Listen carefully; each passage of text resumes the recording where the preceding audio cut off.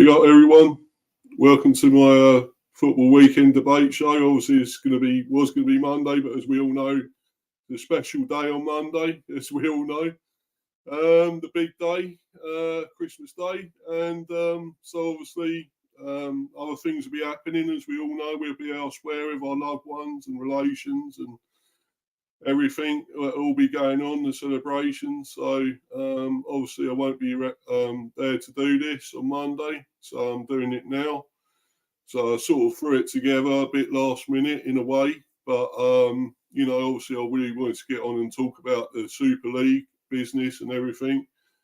And also, of course, I want to do my preview of the Wolves game when we play them on the 27th, which is obviously this week on the Wednesday. So I want to get that sorted out. And obviously a bit of transfer news later as well regarding Brentford. So, but anyway, I'm going to crack on with this, and I've got a guest on here, Manny. He's in here, so we'll crack on, and I'll bring him in now. Big up, man. How you doing, Manny? Yeah, good. Thanks a lot for organising this sort of last minute and for having me on. And no worries, mate. Yeah, and it is going to be interesting to talk about the Super League, and it's raising its ugly head again. But I'd like you to introduce it, and then we'll talk about it. Yeah. Yeah, sure. Yeah. Cheers for being on, mate. Anyway, that's great. Because obviously, I did sort of throw it together a bit last minute, but I knew I had to get all this out of the way, and I really wanted to talk about this thing again because it's it's raised its ugly head yet again, as you just said. So it's just, I want to discuss it really, and and as we know, it's Christmas Day on Monday, so you can't really do it then, unfortunately. So, but anyway, we get on with this now, and there's nobody in the live chat at the moment, but I'm sure hopefully we get somebody coming in eventually. I know you've got to go at some stage, mate, as well. So don't worry. Whenever you need to go, just let me know, and I'll carry on. Anyway, I might get Steps in here later as well if he's around. So anyway, mate. So what do you think about all this? Because it's just it's never going away. This is it. I mean, they tried to stop it before, but it was illegally. Was it UEFA and FIFA? Yeah, and they did. And of course, as we all know, the Court of Justice ruled that if they wanted to try and stop it, they ruled that the way they went about it was supposedly illegal. Now, one of the reasons why I think the people were eager to, conceive this is because they probably weren't quite happy with the way European football was going on right now. And there's a sort of an idea that, with the same teams primed to be competing for the title thereabouts every single year, it's sort of lost its competition. Now, let's not be under any impressions that the teams responsible for this are doing this out of any sense of altruism for the smaller teams who they say will benefit from better competition. No, this is all just an exercise to line their greedy pockets more than anything else, especially in the case of Barcelona and Real Madrid. We all know that they have been saddled with debt for donkey's years now. Of course, maybe their financial situation has somewhat improved in a way, but still, we all know that they're going to say and do whatever they want to try to make sure that they can guarantee more money for themselves in terms of increased finances, and hopefully with the financial issues far behind them, they can also compete better in the transfer market. But we all know, Steve, that the fans were the reason the last time around that this didn't go through. And they were the ones who protested, saying that, more money will effectively be, taken away from the English game. And this will actually have a bad knock-on effect in some respects for the for the rest of the Football League.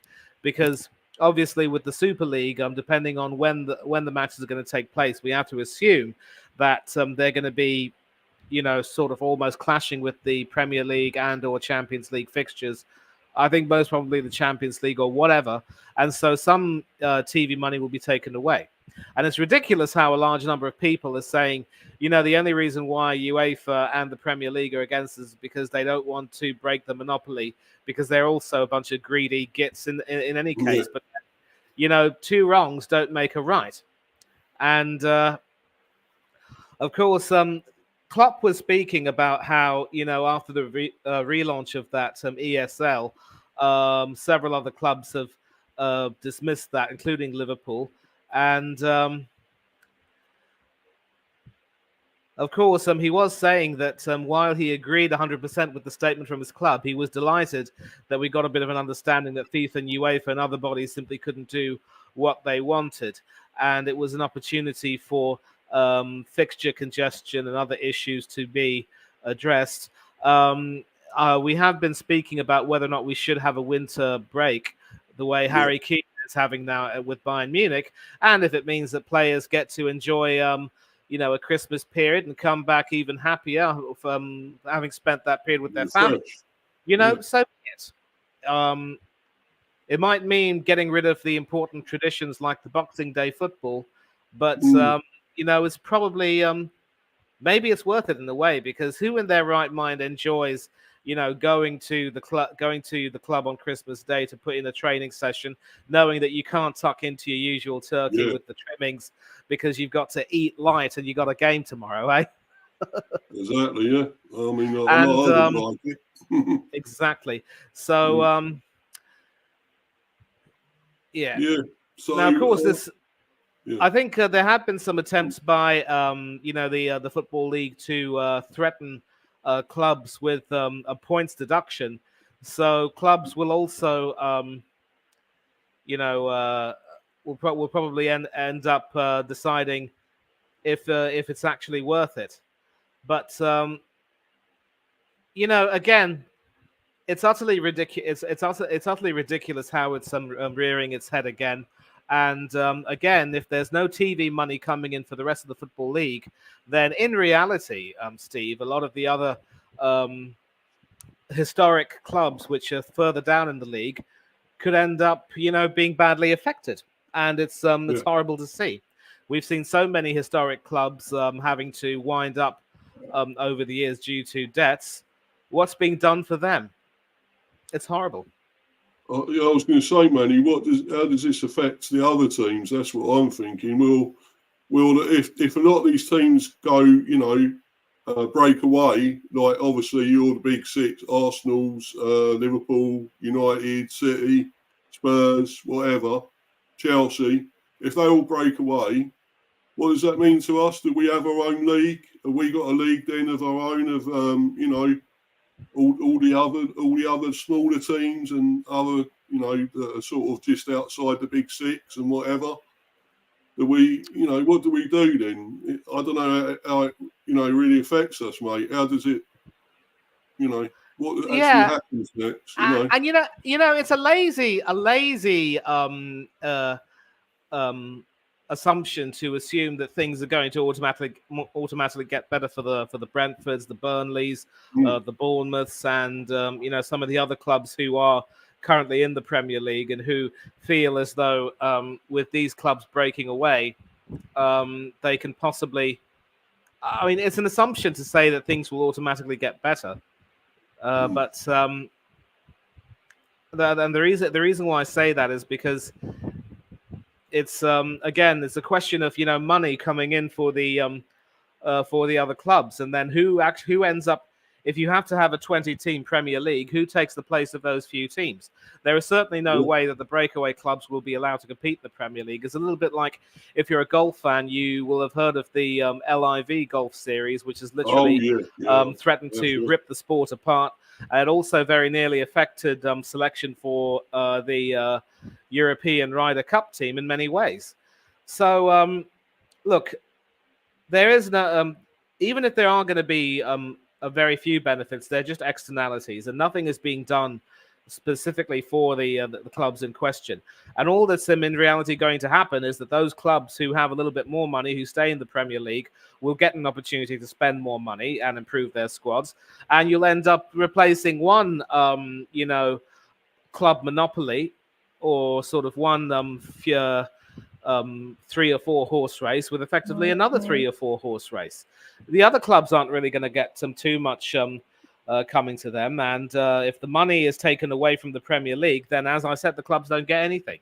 So to all those people who are talking about how the Super League would be a good thing, and yes, I am calling out a certain famous, the best word is notorious YouTuber who had a 4-man podcast with himself and a few other people, one of whom I actually like a great deal, saying that it would really be a good thing. But, thankfully, common sense will prevail and the fans will also have their say and say that, you know what, we can't have this happening. In Germany, for instance, the fans are the ones who take a great deal of initiative because several of those clubs in the Bundesliga, and I think Bundesliga 2, are fan-owned. So if you have a minimum 51% threshold of fan ownership, they're the ones who invariably make at least the majority of the decisions. So with football being for the fans, by the fans, of the fans, and all that, I don't think you will see any German clubs wanting to break away and join that nonsense. And several of those clubs, of course, will have really good finances of their own, having theirs maintained very well. And even if you want to take a look at the Italian clubs who have been approached, they're going to have to weigh the short-term and long-term pros and cons. And many of them will end up deciding, is it worth it? And there are, of course, some people who will say, give it time, people will change their minds. And even the fans can be convinced to change their minds. And here's this wonderful article on BBC Sport. Right. Okay, of course, Alexander Seferin's saying they're going to create whatever they want, but they're still going to fail anyway. And so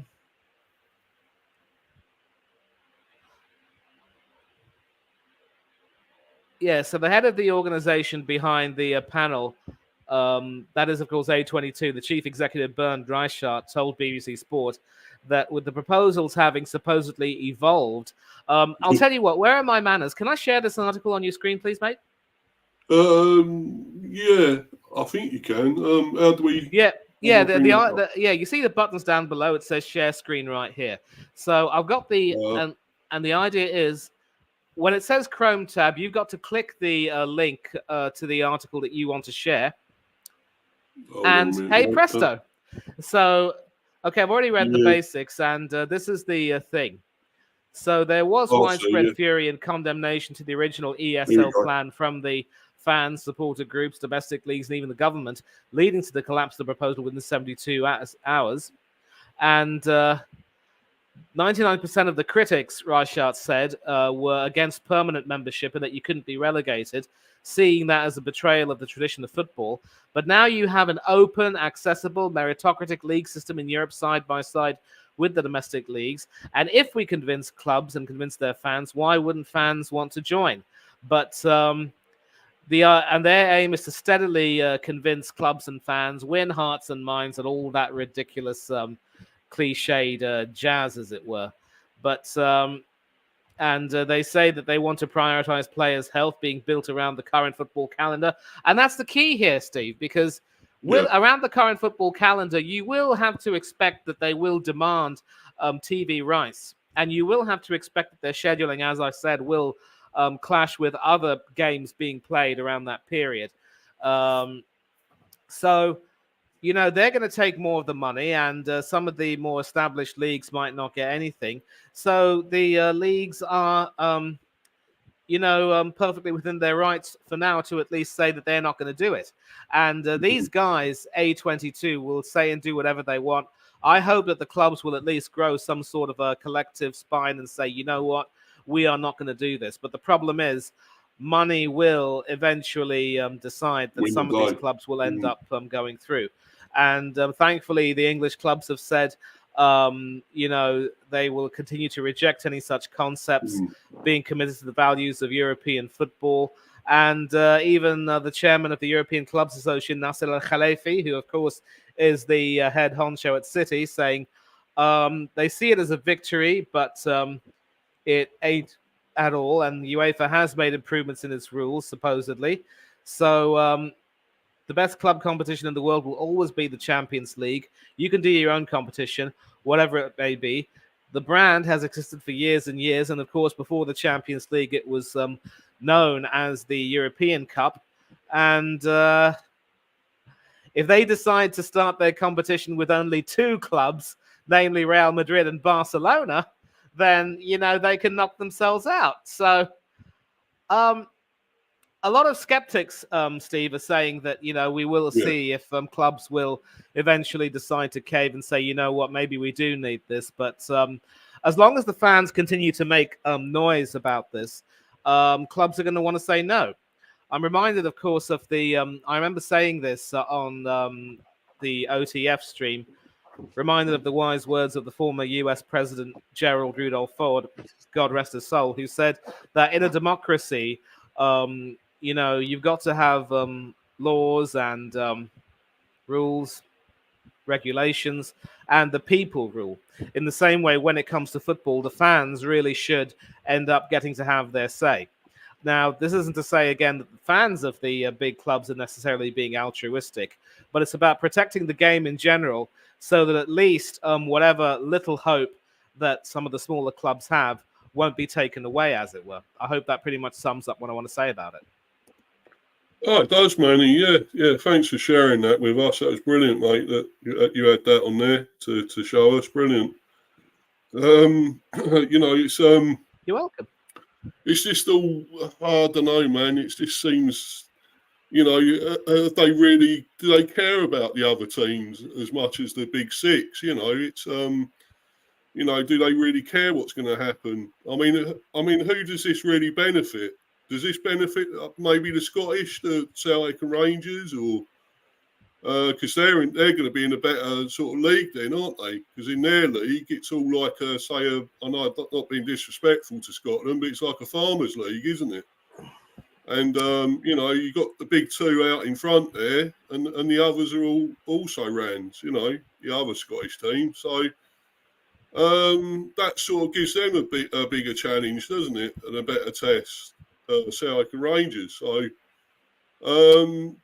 I'm just wondering, in a way, it does help our smaller teams maybe, because, we can then, go for more things. We can maybe sort of win things maybe.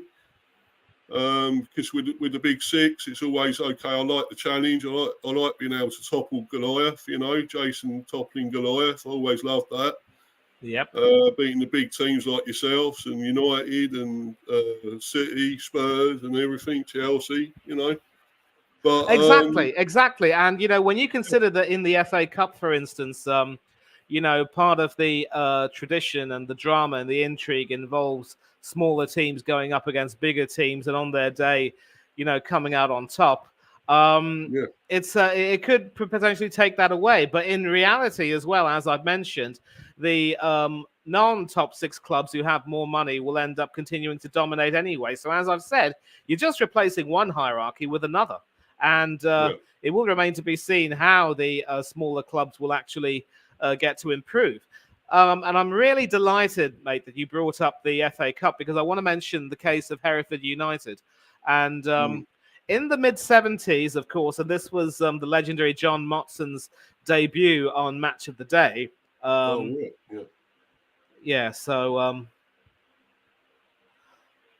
he actually, mind you, he actually... He was great. He was a great commentator, Morty, wasn't he? Lord rest his soul. Brilliant. Absolutely enjoyed listening to him. He, Barry Davies, and others used to, rule the roost on the BBC, and ITV had Brian Moore, and later on Clive Tildesley and a few others. Moore was probably decidedly one of my favourites, but Motson was always class.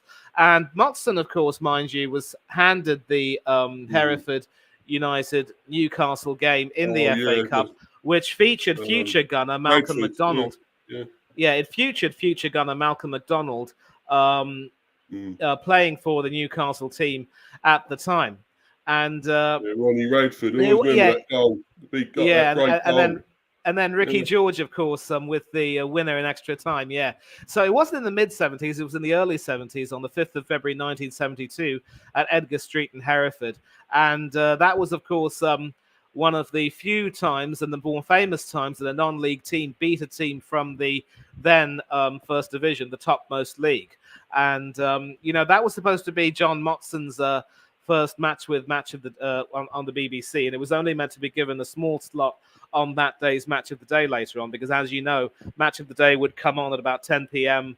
in the evening, and it would talk about the games played later on the day. Because of the intrigue of that match, with the goals being scored, with Roger Griffiths playing almost the entire game with a broken leg, I just hope and pray that didn't really affect his later career. But in those days, medical help was not necessarily of the best. But that game went on becoming the headline of the headline match on Match of the Day, and it was the birth of a commentary legend. And so without Hereford United doing what they did that day, a career might never have been launched. And this it's matches like this which really, really, sum up the magic of the FA Cup, the magic of the entire footballing league. And sadly, as we all know, they wound up in 2014 because they had debts of about 1.3 million quid. So they ended up setting up what they called a new Phoenix club, Hereford. And they currently, of course, play in the National League North, which is the 6th tier of the English Football League system. I don't know if they will, change their name to Hereford United again, the way Wimbledon ended up reclaiming their name after they also had some issues earlier on. But, you see what we're dealing with. A lot of the smaller clubs as well are having to deal with, perilous financial situations, massive debts of their own. So, again, let's not pretend that there's any kind of altruism towards the smaller teams. Far from it. As I've said, it's all about the big teams having an opportunity to line their pockets with silver. And it's that level of greed that could be to the detriment of the Football League. Thankfully, at least the fans are showing that they want to stand up for the traditional footballing values, at least in theory. But, the more this continues to rear its head, Steve, the more we're going to be beset with all of these issues of, selfishness and, personal greed and what have you. Another reminder of how money has effectively corrupted our beautiful game. And it shouldn't have to be that way, but sadly it is. And all we can do is effectively roll with the punches. Yeah, exactly, Manny. But $1 million question really is, will it actually go ahead? Do you think it will actually go ahead this time, or will it be stopped again? Will there be real teams go against it? As I've said, Steve, and I think I've said it earlier that the fans will have the final say on this, because clubs also have to align their priorities, as it were. Do they effectively go along with this and betray the fans, as it were, or do they cave into the will of the fans? And especially if some of those clubs are financially skint, will they end up caving in? I think the more and more often that the fans will protest against this, the more we will see clubs making it crystal clear that they can't do this. And the more and more clubs that decide to end up saying no, we can't do this, the more unsustainable this new proposal will be. Because as summed up in that article, they pretty much told Barcelona and Real Madrid, if you two morons want to go for this, knock yourselves out. You can have you can play Clásicos as many times in the season till your heart's content. And just think to yourselves, if you're going to play Clásicos, multiple times in the season outside your La Liga fixtures and your Copa del Rey fixtures or other European club fixtures, will it be worth it? Will you really, literally, benefit from it? And there will be some other ways for clubs to earn the money they need, especially if they don't make some stupid purchases very frequently. If you spend more money than you have, prepare to live a life on debt. It's like it's literally the equivalent of, if you're a university student, blowing away all your dosh every semester on frivolous activities and being forced to, have some ramen noodles for or pot noodles, as it were, for your meals near the end of the semester when you're literally broke AF. So. At the end of the day, I think, common sense will end up prevailing and the clubs will end up deciding, you know what, we can't do this because we do not want to end up on the wrong side of history. So hopefully that will answer your question. And this is a debate, sadly, which won't end with what I'm saying. It will continue to go on and on and on. And we're going to have more people supposedly saying, they're for it. All I can say to those people is, in the words of the immortal bard, a plague on all your houses. But would you, I mean, at the end of the day, would you go along with it, Manny? Do you think it's right, or do you, of course I mean, not, could mate. you see there being a some sort of thing going that going along with these bigger teams of European teams, say the likes of Real Madrid, Bayern Munich, who are the other big teams? Barcelona, the real big teams around the world, Atletico, that sort of thing. Do you think there's something there to be gained from all that? Not from this, no. And of course, I will mention the inception of the Europa Conference League. Obviously, there have been some critics of that who have said that it's just another means of UEFA to make more money. But at least, I think in theory, at least, what they're trying to do is provide opportunities for smaller clubs to, have a crack at European competition. And we're seeing a few clubs, of course. Of course, some of those clubs aren't necessarily going to make it to the next stage. Aston Villa, of course, in their group had a club named Zrinjski Mostar, whose name I can't even spell, never leave alone pronounce. But as long as some of the smaller clubs will have more of an opportunity to fight for European competition and maybe potentially get some more money coming into their coffers, at least in theory, that would work. Of course, the cynics will say it's just another means for UEFA to make money. But then if you are going to make some money, at least in this respect, it might be in some ways a bigger externality in theory for some of the smaller teams. But that when you take a look at the teams that are invariably involved in this competition, you've got teams like Aston Villa, of course, former European champions, Legia Warsaw, who have been Poland's greatest team over the years, and several other teams who we'll recognize from Champions League competitions in years gone by. So, but at least in those competitions, even if there will be some, even if there is a monopoly, there's a greater chance as well of, more and more teams getting involved and more teams getting the TV money. But when you make a competition like the Super League, it'll just take the TV money away. And, at least with the Conference League, as long as Aston Villa are involved, I've been able to see a few of their games. I mean, some of their more important games. I saw them beat Legia 2-1, and had they beaten them 3-1, they would have won the group outright. But look, again, UEFA aren't perfect. Let's put it that way. But as Klopp has said, the Super League has given them a real kick up the backside and made them, really start to, at least in theory, look at their own selves and wonder how things can be made better. I think they scrapped a proposal to change the format of the Champions League, which will really be good. And, all we can do is just hope and pray that the more often they talk about the Super League, the more, in theory, the bigger clubs and these organizations like the Premier League and UEFA will be made to change their ways. And on a side note, if it also means that, the Premier League will end up, being forced to take a look at the VAR debate, because believe you me, it's going to start losing a lot more fans sooner rather than later. And, they will need to sort of look at those issues. And my final statement is, Unai Emery, sir, you are a class act. Your team was also in many ways, mucked over by VAR. There were some penalty shouts. Decisions, but and I'll tell you what, it would have been absolutely heartbreaking and tragic if they had lost at home. But then well done to Nicolo Zaniolo. What a time to score your first ever Premier League goal for the club. And also, also credit to Sheffield United, Manny, to get a point out of that. Yeah, exactly. I mean, look, obviously they went in with a back 4-5 and a midfield 4 with only one striker up top. And it was, of course, the ex-villain Cameron Archer who was sold by Villa to Sheffield United. It's funny, Steve, how so many Villa fans on...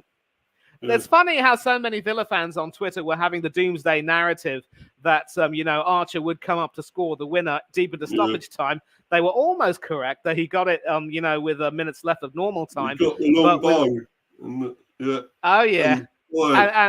right in the bullseye, as you would say. And but listen, Villa did show resolve eventually, and they will learn a lot more from this game, namely on how they need to be a little bit more patient against teams like Sheffield United, and also not lose their composure when things don't go their way. Credit again, as I've said, to Unai Emery for being an absolute class act and not blaming the VAR, saying we have to accept things as they are and move forward. And as I said, it's not about how hard you can hit, it's about how hard you can get hit and move forward. And of course, Emi Martinez was a part of that Argentina team. They lost their unbeaten run and went on to win the World Cup. Villa might have lost their 100% winning record at home this season. Manchester United had better watch out. And you were watching the West Ham game. They are in a shambles, aren't they? Definitely. Yeah, definitely. West Ham deserved that, I thought. I mean, it was a poor game anyway. I didn't think much of it. I think it was pretty poor. Dreadful game. But... they deserved it. And quickly, Manny, before you go, mate, can you give a quick opinion on the Tony stuff going around? Do you think he's going to come to you or somewhere else? It will remain to be seen. It will remain to be seen. I mean, at this particular time, I think the stories, Steve, are going around that Tony has said his goodbyes and he's prepared to leave the club. And, he would like to come to Arsenal. And there are a lot of people who are saying that maybe it's a bit too much money to spend for him. They could possibly be going for Dominic Solanke of Bournemouth, as we were talking about on good yesterday's stream. And he's not too bad, but I certainly don't think Iraola would want to help out his fellow Basque by letting Solanke leave, because Solanke has literally been one of Bournemouth's more important players this season. And who can replace the goals he's scored then? Do they bring in the Welsh Dracula, Kiefer Moore? As far as I'm concerned, more is less at the moment. But we'll see how this pans out.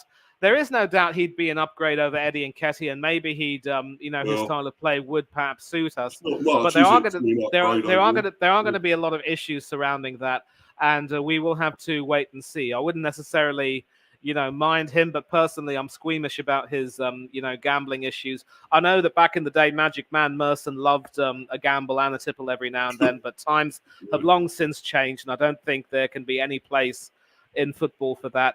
He might need to go through a full period of, rehabilitation and education on how to, spend his time away from the field. And if he can do that and come back a better player, then all the better. And even Tony Adams had to take some time away from the game to deal with his issues. He came back all the better and won a double with Arsenal in his final season before retiring. So that's an example too. Also, stop slagging off the team you're playing for at the time. Don't. Absolutely, mate. The worst case of biting the hand that pays for your food, for crying out loud. Exactly. But anyway, share out your socials before you go, Manny. Definitely. Catch me on Instagram and Threads at Manny Thangadurai 1981. That's my name on the bottom left-hand corner and my year of birth, 1981. If you want to catch me on Twitter, it's my surname and my year of birth, Thangadurai 1981, where I get to cook a lot of these, deluded Arsenal fans who adore Arteta and despise Unai Emery with a passion and all the other jazz about it. Catch me on other YouTube channels around the YouTube stratosphere. And if I don't see you all back again on Mr. Beast's channel before the new year, let me all wish you peace and goodwill. Enjoy your Christmas period with friends and family. Don't always be grateful to have each other's company. And don't take each other for granted. And don't also do anything that Steve or I wouldn't do. For now, though, farewell to thee. Goodbye, God bless, and peace to each and every one of you. Cheers. Well said, Manny. Cheers for that, my friend. And hopefully we'll be on another stream soon. I think got RS. He's doing one, isn't he? I think he might be doing one. He might be doing one tomorrow. Yeah, but maybe we'll be back. We should be back. Yeah. Yeah. Anyway, fella, that's great. Thanks for coming on today. Brilliant. All right, and you enjoy your Christmas with your family. Cheers, mate. You too. Take care. See you, mate. Bye. Bye.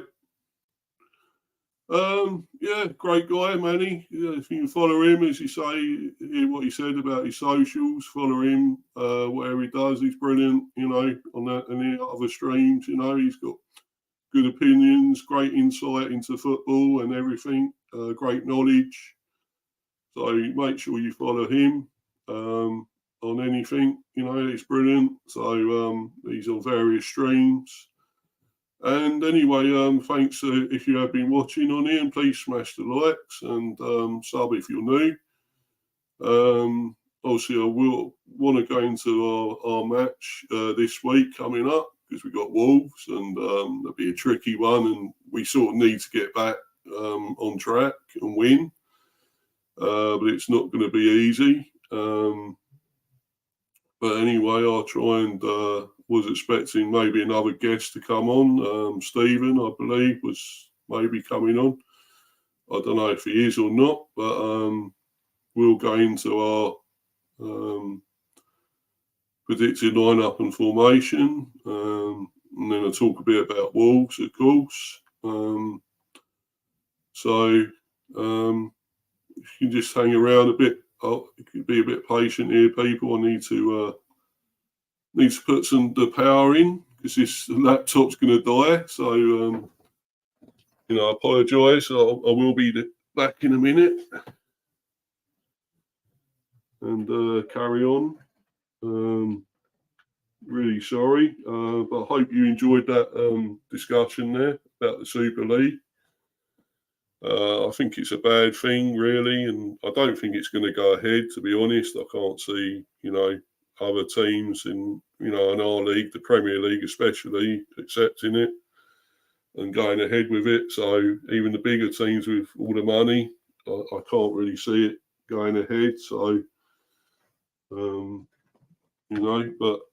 I mean, we'll see. I'm not really sure who it's going to benefit anyway. So, let's hope it doesn't go ahead. Anyway, so I've got the power in there now for the laptop. And obviously, I'm going to go ahead with obviously talking a bit about us and our lineup because we've obviously got Wolves on the 27th this week. So I want to obviously chat a bit about that.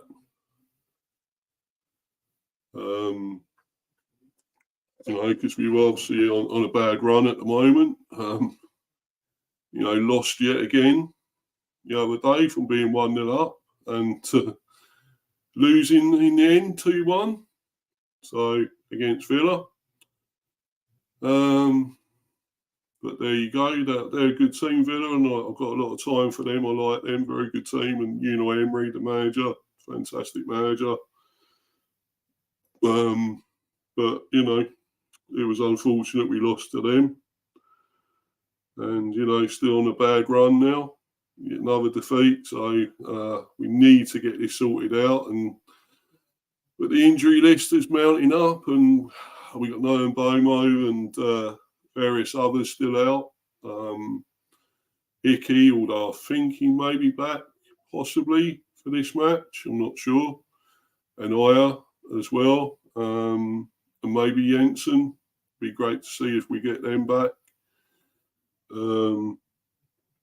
But obviously, if we can get this thing sorted and get back on track, it'll help.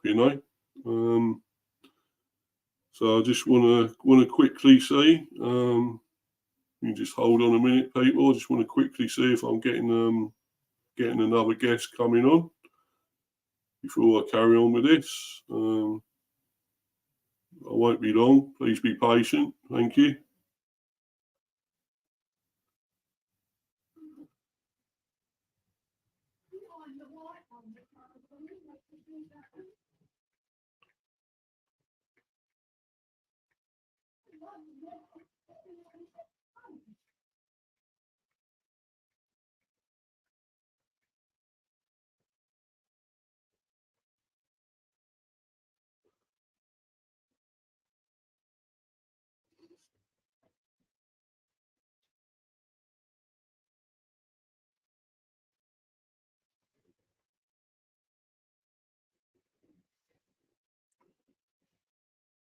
Yeah. Anyway, thanks for being patient. I will be having a guest coming on again soon. Stephen, the Luton fan, will possibly be on soon. Obviously, I'm just I'll try and go into the lineup and everything. What I think we're going to do against Wolves. Please bear with me. Obviously, bringing all this up, trying to look into what I think it's going to be. Who we're going to have available is the problem as well. As we've got massive amount of injuries building up, massive injury list. So we because also got Wolves and then Crystal Palace on the 30th. So and that one's obviously at Palace, Selhurst Park. So going to be a tricky one.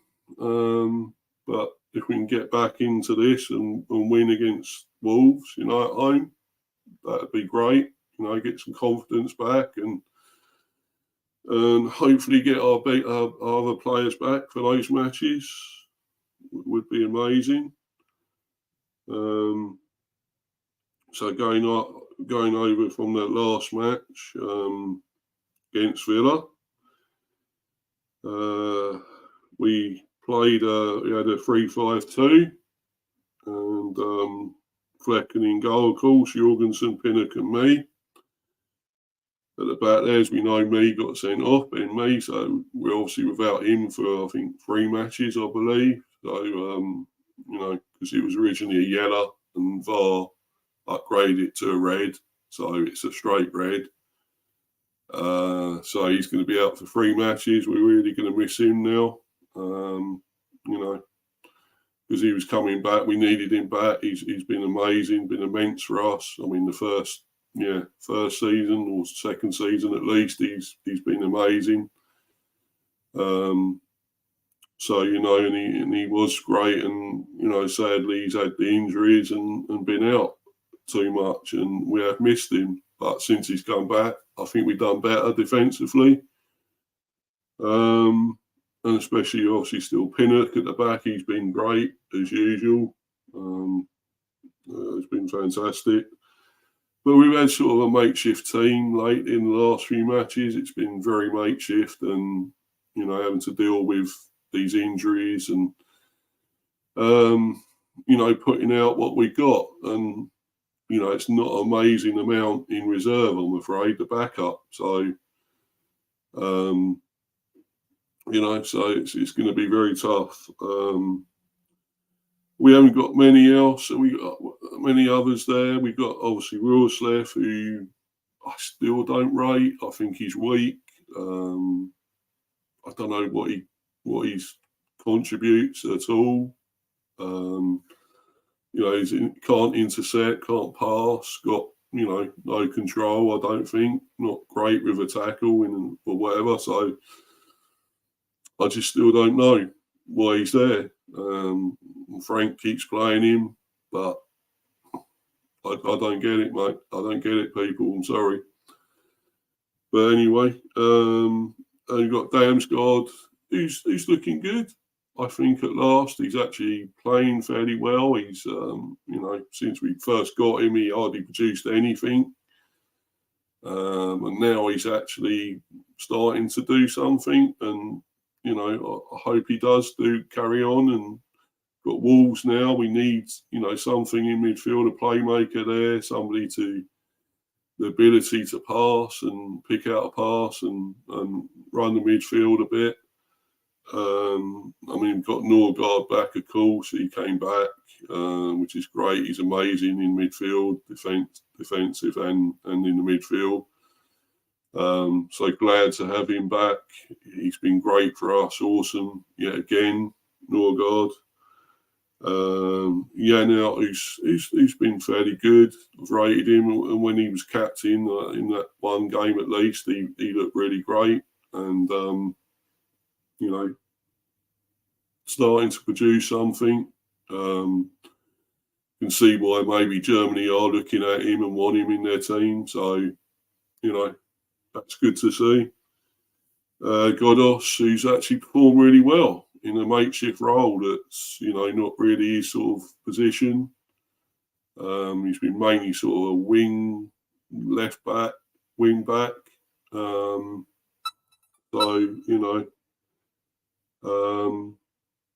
Anyway, I'm going to have to do this later now because I've got something else I have to go and do. I'm sorry, people. Love you and leave you. But I've got to go, and I'm going to continue this at another time, maybe tomorrow now. If I can't come back later, it'll be tomorrow. I really apologise, people, but obviously this is the first part of it, and I'll go into the second part some other time. So it'll probably be tomorrow, but I'll inform everyone what I'm doing.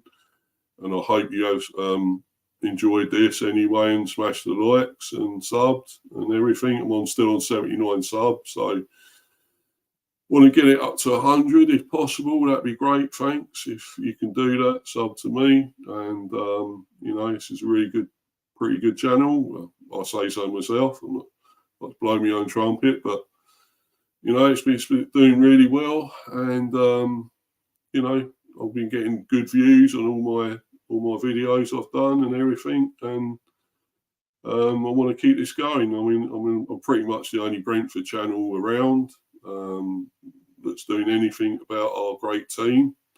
This small but brilliant team, an awesome team that's really done well to get into the Premiership, and as I say, I will be bringing the history videos out of our, from where we started to coming into the Premiership. It's gonna be coming out very soon. It might be after Christmas, but we'll wait and see.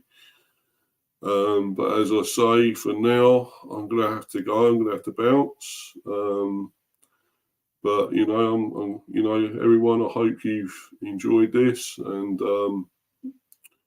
until I come back, until the next time, it's farewell.